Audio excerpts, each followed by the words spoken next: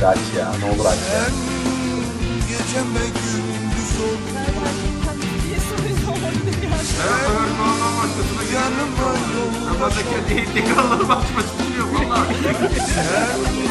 9 depremi gördüm. Japonlar, Amerikalar. Çünkü sen Gözleri olan güneşi bile kıskandıran gülün gücü özlediğim beyler. sen geceme Beyler. gündüz ol.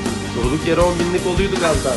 Sen canıma yoldaş oldun. Sen kışıma yorgan oldun.